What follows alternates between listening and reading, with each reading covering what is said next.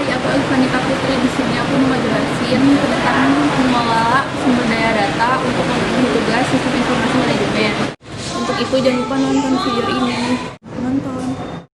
Sebelum lanjut ke penjelasannya, jangan lupa ya like video aku yang ini. Semoga semua yang aku jelasin dapat dimengerti dan dipahami. Terima kasih semuanya. Di sini aku mau jelasin apa sih manajemen sumber daya data itu. Manajemen sumber daya data yaitu sebuah aktivitas manajerial yang mengaplikasikan teknologi sistem informasi dalam tugas untuk mengelola sumber daya data organisasi. Tujuannya yaitu agar dapat memenuhi kebutuhan informasi bagi pihak-pihak yang berkepentingan dalam bisnis. Aku membahas dasar konsep data yang terdiri dari karakter, field, catatan atau record, selanjutnya ada file, dan yang terakhir ada database. Selanjutnya aku mau jelasin pengertian dari DBMS. Sistem manajemen database atau bisa disebut dengan database manajemen system, yaitu perangkat lunak yang memungkinkan suatu organisasi memusatkan data, mengelola mereka secara efisien, dan menyediakan akses terhadap data yang disimpan oleh program aplikasi. DBMS bertindak sebagai interface antara program aplikasi dan file data fisik. Next, di sini ada manfaat dari database. Manfaat dari database itu sendiri untuk meningkatkan kinerja bisnis dan pengambilan keputusan perusahaan membutuhkan database untuk menyediakan informasi yang akan membantu perusahaan menjalankan bisnis dengan lebih efisien dan membantu manajer serta karyawan membuat keputusan lebih baik. Selanjutnya aku mau bahas alasan mengapa sampai terjadi perubahan dari pengarsipan tradisional hingga modern. Berikut beberapa alasannya. Yang pertama ada duplikasi data. Duplikasi data itu sendiri yaitu banyak permasalahan terjadi pada era data tradisional adalah adanya data terduplikat.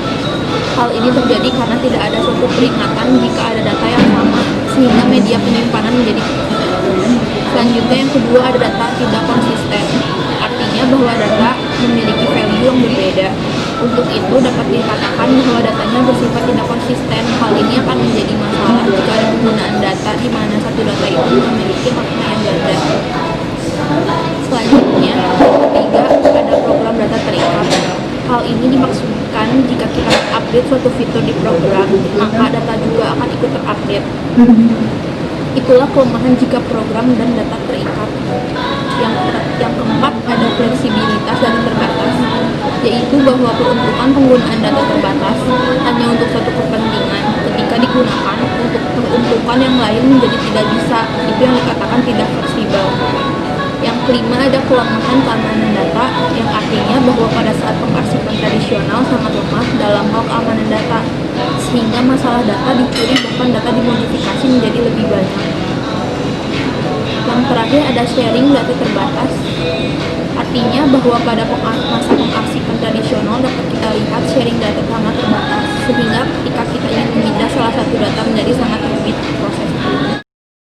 Aku membahas tentang tata cara merancang database. Untuk merancang database, kita harus memahami hubungan antar data, jenis data yang dikelola pada database, bagaimana data tersebut akan digunakan, serta bagaimana organisasi perlu diubah untuk mengelola data dari perspektif lengkap seluruh perusahaan. Database memerlukan rancangan konsep maupun fisik.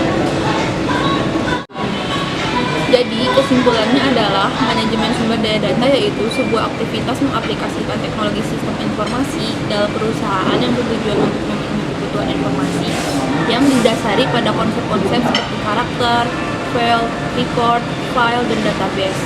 Jika ingin merancang database, harus memahami hubungan antar data yang dikelola database itu sendiri. Makasih semuanya udah nonton. Semoga penjelasan aku yang tadi bermanfaat untuk semua. Yang belum like dulu ya video aku. Makasih sebelumnya.